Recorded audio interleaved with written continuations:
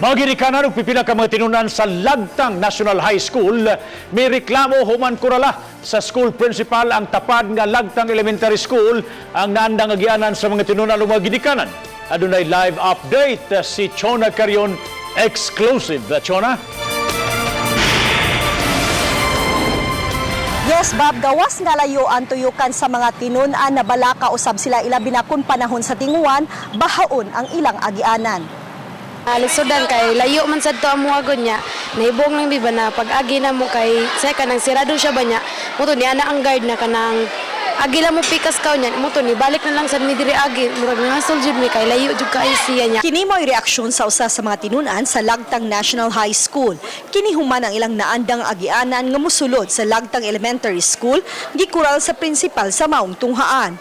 Tungod niini, kinahanglan pang mutuyok og layo-layo nga dapit ang mga tinunan usa pa makaabot sa tunghaan sa high school.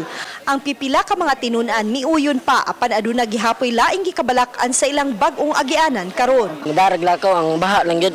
Mag-uwan ba? Okay, saya magbaha man. Pan sa pakighinabi kang Mrs. Meluz Noval, principal sa Lagtang Elementary School, nga iyang gituyo ang pagpakural sa agianan aron masiguro ang seguridad sa mga tinunan ug mga magtutudlo. Matud niya nga gigamit nga access road ang ilang tunghaan dili lamang sa high school students apan sa mga mulupyo usab sa dapit. Gilikayan usab nila nga makapahigayon og hazing sa dapit nga kaniadto sayon-sayon rang makasud ang mga tao panahon sa kagabhion.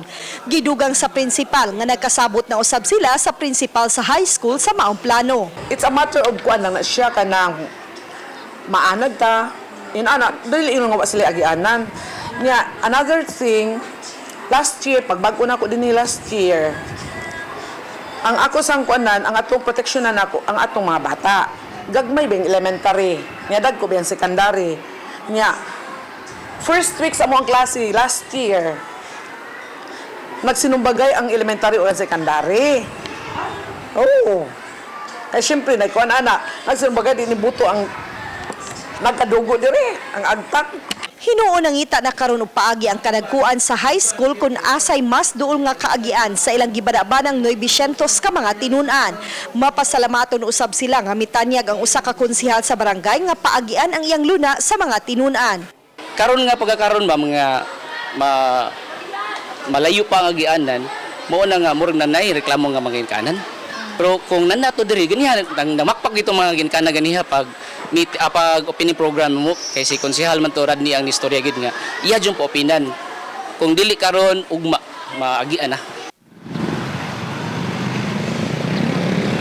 Yes, Bob, gidugang sa principal sa Lagtang Elementary School nga alas 7 karong gabi i-close na nila ang gate sa maong tunghaan aron kalikayan ang hazing ug pag-date sa managhigugma ay sud sa maong tunghaan.